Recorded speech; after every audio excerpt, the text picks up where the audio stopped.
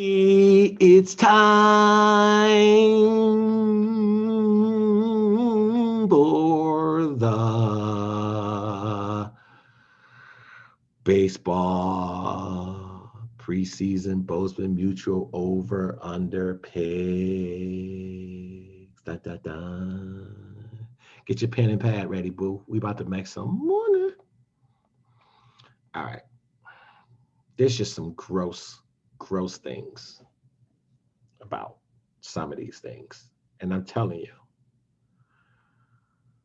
the Baltimore Orioles at 64 wins is an atrocity. The Baltimore Orioles will vie for the worst team in baseball. 50, I can't, them winning 50 games. I know they'll win 50 games because that's just baseball, but I can't see it. I think they still got Chris Davis on their roster. That's how bad they are. That dude is paid millions of dollars and he is awful at baseball. And they won't even cut him because they're just like, dude, we need bodies. The division is not bad. Yankees, Tampa, Boston's going to bounce back. Toronto's young and up and coming. There's just a whole bunch of L's for Baltimore Orioles. So if you're only looking for one bet, if that's who you are, you're just like, I just want one winner, Bozeman. I don't need all that shit you be giving me. Just give me one winner. There it is. You're done. The Baltimore Orioles under 64. Okay. Give me my other ones I like. Padres over 93 and a half. The Padres, my friends, are hungry. Here's the thing about having that short, weird season. It messes up. Pitching is going to be at a premium, and the Padres have got pitching. They just picked up Blake Snell. They just picked up fucking Yu Darvish, and both of those dudes can compete for the Cy Young. They got young talent across the board, and they're in a bad division except for the Dodgers. The Padres is hungry over 93 and a half. Astros under 87 and a half. Look, man, you're saying those names. The Astros made the playoffs last year and they were barely a 500 team. And then they won the series because they were playing loose and goose and they got veterans. Dude, this team, I predict, will have a fire sale. They will sell off their players because they're done. This Astros run is done. They are not going to win 88 games this year. They are done. Under 87 and a half. They lost Springer. Carlos Correa is slightly overrated.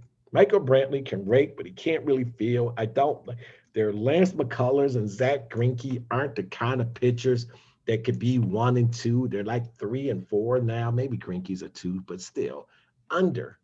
It just doesn't feel right. The Royals over 72 because this team, I don't care what they did to the baseballs to make it non-juicy, but the Royals can hit the shit out of the ball, and that wins games in the regular season. They are going to have some high-scoring games. Over 72 just because the Royals can smash it. They ain't base hits. These are home runs. They're going to be top 5 in baseball home runs. You watch what I'm saying. The Brewers under 83 and a half.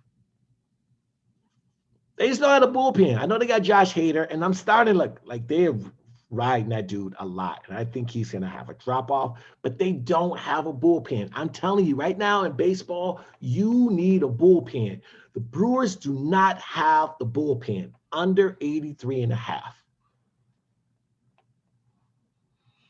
Colorado under 62 and a half. Here's the good thing. If you're a baseball fan, you live in Colorado and you just can't get enough of baseball, then this is the team for you because you can go to Coors Field and these games will take 5 hours because the Colorado pitching staff is just brutal and they don't have the offense anymore to match up with their brutal pitching staff. Watch 5-hour games because this team is going to get smashed under 62 and a half. The Giants under 75. I told you this division was bad. San Francisco Giants under 75.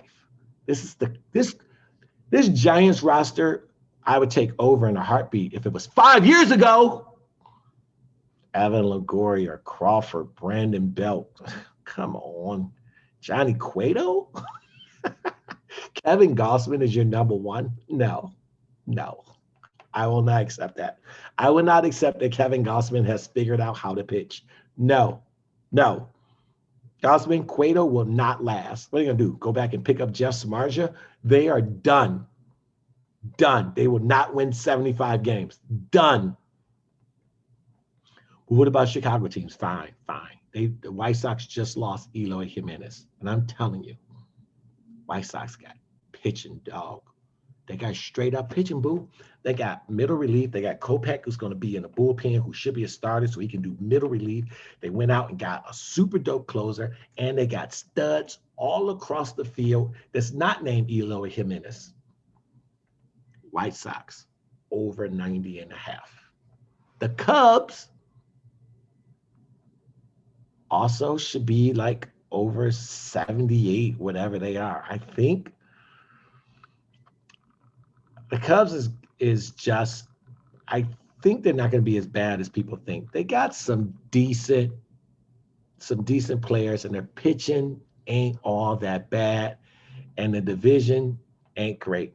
I told you the Brewers don't have a bullpen. You got the Cardinals. The Cardinals ain't great anymore. Pittsburgh is god awful, and when's the last time you put any amount of money or faith in the Reds if your name isn't Josh Snead? The Cubs will be around 500, and they'll get it done. That's just my Chicago picks, because you know I'm a Chicago guy. I'm just looking out for you. But I gave you my lock is the Orioles, Padres over, Astros under, Royals over, Brewers under, Colorado under, Giants under. Winners. Go put that money in, make them bets, and then end of September, send a shout out to the boy and tell me how much you won. Don't send me money, just tell me how much you won. All right. Here's some sleepers. Here's some bets for you to make, or things to do within the season. If you're a fantasy baseball player, may I suggest Andrew Vaughn for the Chicago White Sox? That dude is young, and he's going to get some at-bats at DH, and because that team is loaded, he's going to see some pitches, and he's going to produce. Fantasy sleeper. How about some MVP sleepers? I don't want to just tell you the regular, oh, Mike Trout, Mookie Betts, blah, blah, blah, blah. I'm just telling you, here's some value picks if you're looking for sleepers to win MVP. Okay. I want to say Jose Ramirez. But he's only at 1,200. That's actually not great. It's not bad, but it's not great. And plus, I don't know how many pitches he's going to see with Francisco Lindor and dudes not protecting him. Cleveland Indians can pitch, but I don't know how much hitting they got that Jose Ramirez can have that type of season. So plus 1,200, I'll skip.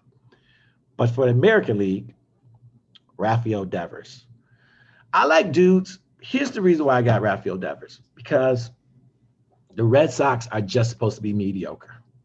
But if they turn out to be good, really good, and fighting for a playoff contention, it's going to be because of Rafael Devers, right?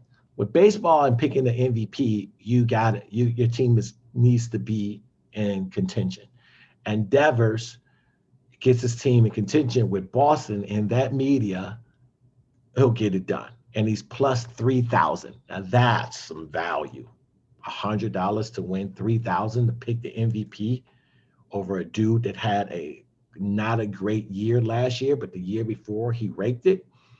I think if the Red Sox bounce back and they're around 85 wins, that's the dude that's going to win MVP. Rafael Devers plus 3,000. National League, Javier Baez. Here's why I take Javier Baez.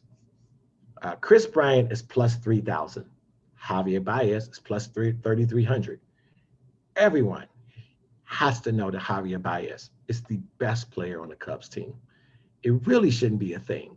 but he's the best player on the team. And once again, this is another team that's mediocre. They're mediocre, so they're not bad, they're not good. But if they are good, they're going to get some pressure because they're going to be outperforming what people expected. And then when you outperform your expectations, people like to go, why are they outperforming? And all I'm telling you, Javier Baez at plus 3,300 is a good reason why. Okay, all right. Cy Young, not quite the same value, but here's two dudes that I like to be Cy Young. The Cy Young is different. You don't have to have a good team. You just got to be fucking lights out. It's a pitcher. It's a pitching award. They don't care about how great your team is. You just got to have the metrics. Luis Castillo for the Reds at plus 1,500. I mean, this dude has got all the pitches. He is lights out. And who gives a shit if the Reds are horrible? They won't be horrible when he starts at plus 1,500. Wins don't matter anymore. Dude can go 13-12 with a 2 ERA. He's winning fucking Cy Young. That dude's got amazing stuff, plus 1,500. For the American League, Jose Barrios, Twins, plus 1,700. He hasn't been great. He hasn't been great, but he's only 26. So he's just now entering his prime. So that shit can come together for him at plus 1,700.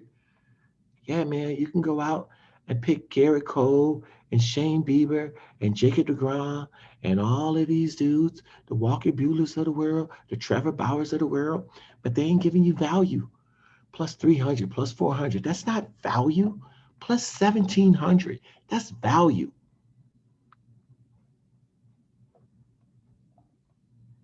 Which makes me think like Red Sox over 79.5 sounds pretty good. Cleveland over 81.5 also sounds pretty good. And I just checked, the Cubs are 78.5. So there you have it. It's a wrap. I'm in Vegas. I hope that you guys see me again because 4 more days in Vegas. It's a lot. It's a lot. But I am at the Great Comedy Club in the MGM Grand headlining Brad Garrett's Comedy Club. Come on out. Fly out. Just fucking fly out. Fly out. Fly out. Come watch these tourney games and let's make this money. Oh, by the way, my World Series prediction will be the White Sox and the Padres will play in the World Series. It's too easy to take the Dodgers. You know I like to fade the favorites. Fading them. Last time I didn't fade the favorites when I told you that the Lakers would win this year, and now I'm worried shitless that they're not going to win. Okay. Thanks for joining this very long podcast. I don't know how long it was. It just feels long, but it feels right. Anyway, until I think I should probably take next week off, but who knows? Maybe I'll be inspired. I don't know. I just need a break from you guys. But until I see you again, deuces.